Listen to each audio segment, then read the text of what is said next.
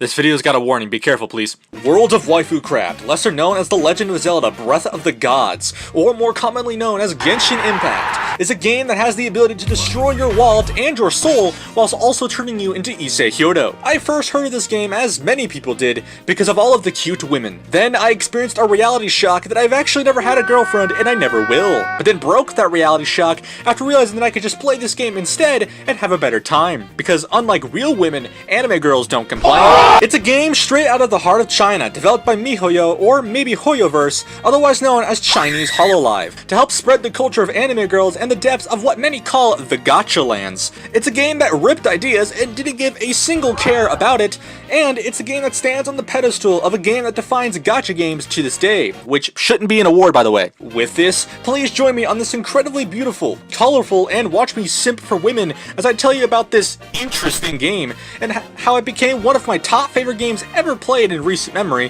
how I effed up and spent 3 hours getting it to start, and how this game makes interspecies reviewers look like an actual joke, and how it left a Genshin Impact into my broken soul.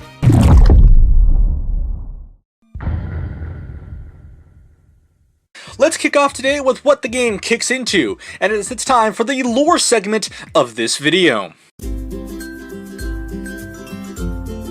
Actually, we're turning it back because I got a rant about how stupid I am.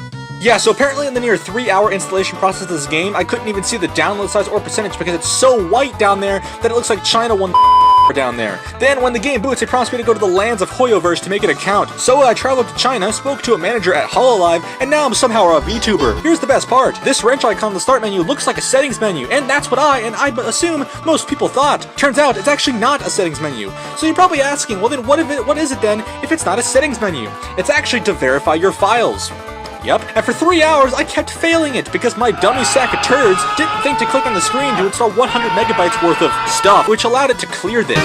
Side note, I realized that I have to black out my username down here because it's supposedly not actually something you should see. Yet I go to my account on the Hololive website and it says that I actually don't have a username. And when I want to change it, I learned that you literally have to email the developers themselves to get it changed, wait several days at most, and then you can play with your new username. Mind you, I spent 3 hours in doing all of this as my AIDS 18-year-old bum couldn't figure this out. Anyways, now that the game can actually start this time, let's do it for real this time and get into the lore segment of this video.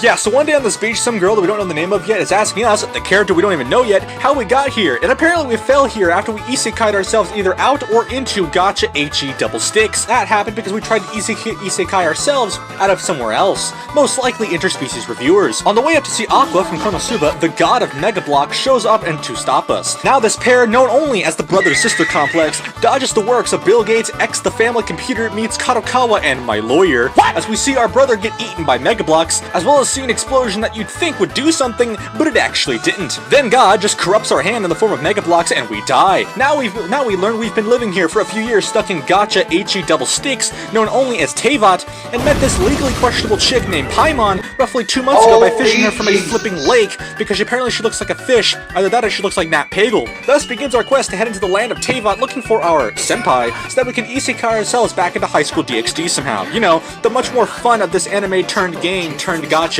Okay, that was a lot to cover. Let's move on. Moving back a bit, however, this is a gacha game, and if you're watching this expecting me to play a male in a video game, well, let me tell you that, for one, you're wrong, and two, you're cringe. I decided that I would only play as women out of principle because, well, I mean, let's be completely honest here. If you're playing this game, you're playing it to either simp for your future wives or to simply yank it while you spit magic on the floor. Whoa. So what do we name this sexy hunk of 3D pixels here? You probably don't know this, but outside of YouTube, I go by a completely different alias, and this is that name, used in many applications such as Discord. And that's about it, because, well, I'd rather not go by PandaPowerSauce in Gacha Land, let's just be honest. Now that we're in the game, here's the actual settings menu. You know, not the one on the main menu, no. You literally have to boot the game to get to the settings. Yep, good job. We're gonna be running at a mixture of 1080p at low and medium settings, but since my PC is, well, a potato, it can't even handle that, and I'm not sorry for any of the stuttering. I then proceed to install a massive 8 gigabytes worth of voiceover files for Japanese, because, well, The English voice lines in this game aren't necessarily terrible, but they sound like the writers weren't intending for this game to release in any English-speaking countries, which, considering that this is a Chinese-based game, that was most likely never part of the plan. Now, let's get into what's maximally important.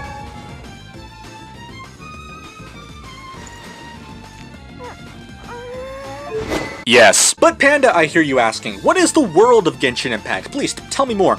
Well, that's a good question, so I'm gonna tell you. This is the world of Teyvat, ruled collectively by the 7 gods of the 7 elements. Although the Ice God kinda sucks, so it's actually more like 6. This occurred because the gods literally fought over their power to the death in the process of the Fire Nation attacking, and somehow those losers survived the battle. Every once in a while, these gods just randomly give people magical powers, like how this girl who moans when she climbs and can just spit electricity out like it's nothing. More on that later. Or maybe why this legally questionable female has the ability to fly, be a guide, and sound like pretty much any character from the K-On! Series. Moreover, this world is honestly the best part. I'm not entirely sure how they managed to do it, because all they really did was considerably just rip Breath of the Wild's world, so you know what, let's just get into that.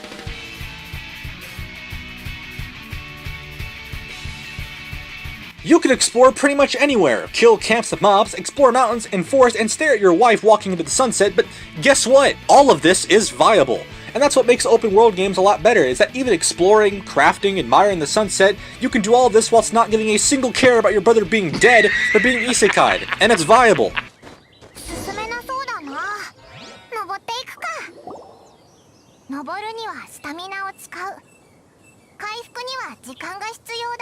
I regret changing the language to Japanese now. I regret it. Take it back.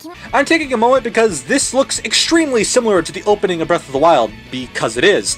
In fact, it's pretty much copied right down to the UI of the game itself in many ways. This is simply because, well, I mean, they gotta copy something, and do you honestly think that the Chinese care? Because no, they don't. I haven't had a game take my breath away from just visuals alone in a long time, and this just did it, so now I'm a little scared. Generally, however, this game does feel a lot like Breath of the Wild in many ways, with collecting items in the world, questing, and exploration being very similar. I'm not saying that this is a bad thing, but it's something that should be noted. So if for whatever god-awful reason that you don't like Breath of the Wild, for one, you're not going to like this game, and for two, you need to be taken out back and shot. I just learned that I can equip artifacts. Are those like gems that I can use to make these girls cuter or what? Great, I'm now wet. Here come the simps. This statue definitely isn't a discount Sheikah Tower, I swear. Introducing magic! Because normal anime girls just weren't enough. After this, I paused to realize that for some reason I got gifted a bunch of stuff.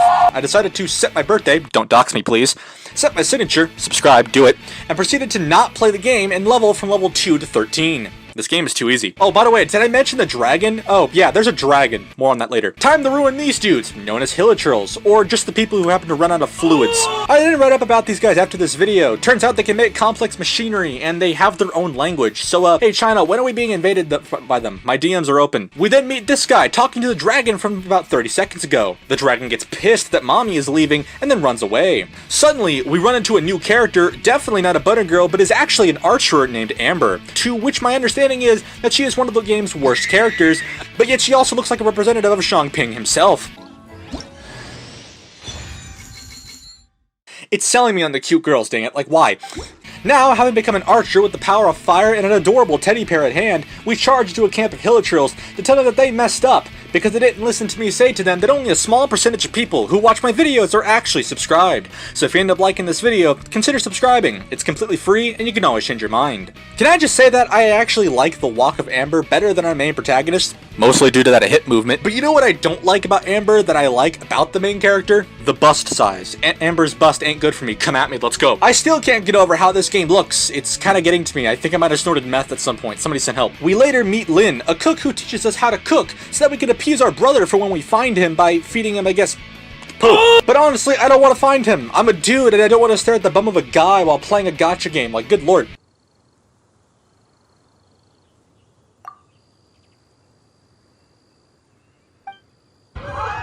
Well, I do hope he comes back. Just like you. Subscribe and keep watching. Please. With this, welcome to Mondstadt, a lawless kingdom that for whatever reason sits right in the middle of New Hampshire, and has absolutely no form of government whatsoever. We go to talk to Amber, and for some reason she straight up gives us a paraglider. You know, I love Breath of the Wild since I've poured 300 plus hours into it, but like, this game just feels like that, but with a lot more anime girls, I'm just saying. We then frame perfectly go through these buildings with that paraglider and watch as Dragon, TM, flies around the city and does traditional scaring people with my roar things. We then get sucked up in the crossfire and end up flying into the sky to apparently shoot lasers with non-existent guns at a dragon. What? I'm sorry, but how does this make sense? Actually, never mind, this is a gacha game. That ship sailed a long time ago. We then meet a boy, get him out of here, no boys allowed in this game, get out of here. With this, we head into the knight's headquarters, and here we meet Jean, a knight who doesn't really look that hot, and Lisa, a girl that moans for whatever reason when climbing, has a much sexier stance than literally anybody in the room, and for some reason talks like she just came out of a JAV shoot, or is just straight up a JAV actor. Ladies and gentlemen, Shibuya Kaho just entered the building. With this, we get tasked to help Lisa, Amber, and this other dude clear out the 3 temples of the 4 winds in an attempt to stop this dragon from terrorizing this city. As we transition to this, let's look at why this game is even a gacha game in the first place. You get these things called wishes, wish I had those, and can spend them to gamble for women, items, and much more. You can buy outfits for women, weapons, or items individually, and literally buy crystal meth. Yep, thanks China, really cool. With this, however, let's tone it back a little bit and talk about the combat of this game, which is something that helps make this game great. Slam Dunk and Hunk Impact is a game where, about, you guessed it, magical women. But seriously, this game uses a combination of what I guess is mostly magical attacks, and some traditional attacks thrown in, and no, I don't mean magical attacks like Elden Ring that can kill a boss in 15 seconds, because that ain't traditional at all. You can do basic attacks, charge attacks, and even larger ones after charging up your attacks for long periods of time. There's quite a lot of uniqueness to how you build your girls, right down to the items you equip on your character, with artifacts that increase things like damage throughput and healing done through stats and set bonuses. It kind of feels like an MMO where you get things like gems and runes and enchantments to enhance your character's gear. Enhancing your weapon is also really simple too, requiring small lists of materials to enhance them by increasing their damage and level. It all just kind of works together to create something that's rather balanced, and the effects of it also look good too. My only complaint, however, is the attacks themselves, more so in the visual department. To a degree, they just feel too simplistic looking, and after a while they start getting boring. This is mostly probably because I just haven't been able to progress through the game very well, because I don't have the time for that, and because I played too much World of Warcraft and I'm not used to seeing this.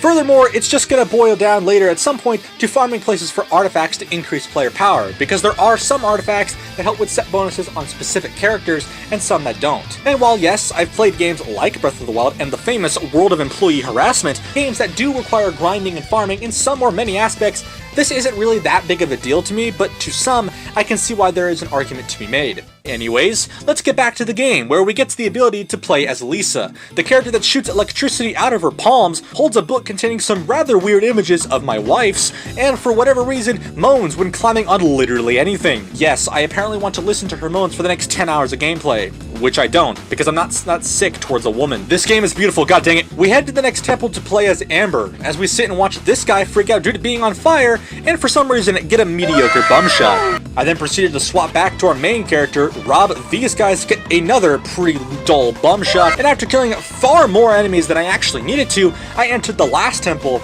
as Kea. Oh god, kill me now. Credit where it's due, Kea at least uses frost attacks, which is better and more unique than I was expecting. You don't seem to have a vision. Apparently I have a vision, it's that you should subscribe. This area almost reminds me of that one underground cave in the Sand Kingdom from Super Mario Odyssey. Comment below if you agree. Overall, Kea's character is fine, with some unique characteristics about him, most of which we don't touch on today, but I assume he's got a pretty big role in the story. We then see Kea find a member of the Blue Man group, and then suddenly be surprised as a man with fire, presumably from Earth, Wind, and Fire, rushes in to save the day. Maybe they know each other? Anyways, let's use some of those 11 wishes that I talked about earlier. I'm not entirely sure how to use them well, so we're just going to use 3 to get some single items, in which I ended up getting 3 basic ones. I then proceeded to use the last 8 on this beginner's wish. I proceeded to get a club. Okay. Along with some new items and 2 new women's, including Barbara and Noelle, and they're, kinda hot. I take some time to level up my characters to be relatively similar to each other, swap the party to only be women only out of principle, because of course, and set forth through the rainy day ahead of us in what is basically Hyrule. I learned that Noelle is basically a tank, so, not ideal for Hilichurls. I then learned that Barbara was a healer who, for some reason, really wants to sing like Ariana Grande, and for some reason wants to make the entire party wet. And then I learned that, well, I'm just gonna let it play in silence.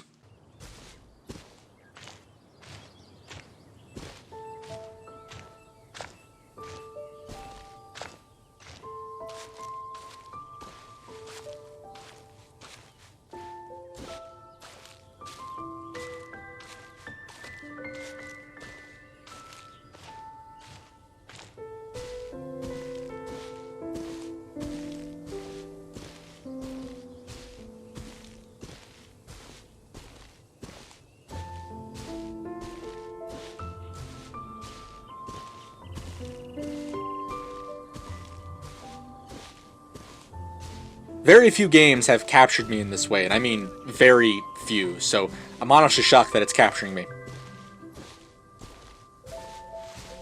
We returned to Mondstadt to join the Adventurers Guild and get basically a pay-to-win experience. We had to speak with Kea, who later tells us that he's basically looking for some kind of treasure that's actually a sword, and we're not going to be touching on that today because of reasons. Okay then. Now normally this is where I'd end the review and call it a day, because yes, this game is free. It costs $0 and it can't yank your bank. Plus, it's a solid game. However, there are some drawbacks that are present, two major ones that I would like to talk about now.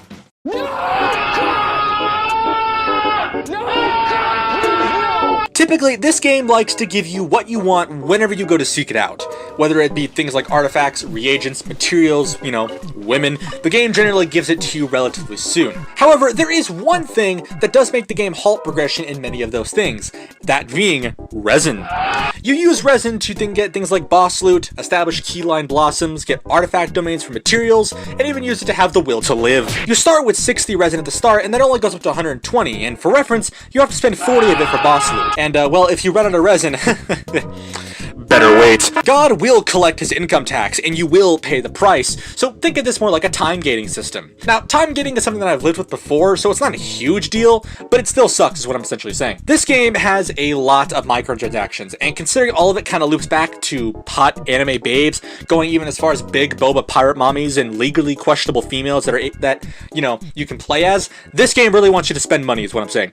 So let me tell you now, do not go crazy with your money. Play as optimally as you want and as you should. Do not try to min-max anything like this is a world of employee harassment, otherwise RNG is just going to come and snap your neck. Deal with what you get and run with it. I definitely haven't gotten a very questionable bank statement and a phone call from my bank questioning why I spent $10,000 on big boba anime girls in the last 2 weeks. Alright, let's wrap this up. Genshin Impact is a game that copied many others, didn't give a single care about it, and turned it into one of the biggest, loudest, sexiest gacha games to have released in the last decade. To me, however, this game hit a bit different. Very, and I mean very rarely, do games pull me in to really enjoy them.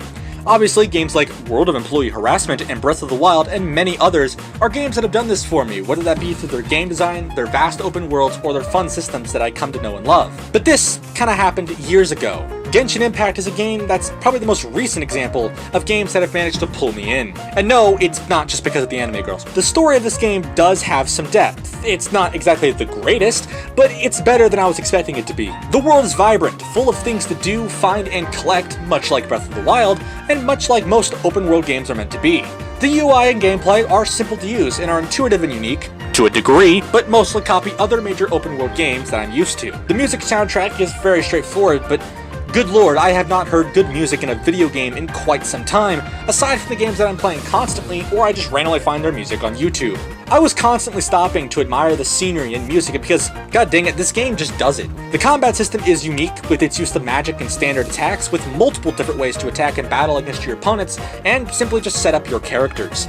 The dialogue is a little bit scuffed in English, so do me a favor and play it in something other than English, just saying. In conclusion, this game is a must-play, not just for, simps or weebs or the rich. It's a game to play as an outstanding open world game with a decent story, an amazing soundtrack and art, and combat and world design that is up to par in many ways and even exceeded my expectations in some areas. But sadly, it's time to end. I normally don't make videos that are this over the top, but I genuinely wanted to go all out for this video and for this game, since I know how big of a deal this is on YouTube nowadays. I really hope you enjoyed the video, and if you did, consider subscribing. It helps me out a ton in making this stuff actually get to YouTube pretty much at all. Thank you all so much for watching. My name is PandaPowerSauce, and I'll see you in the next one. Later!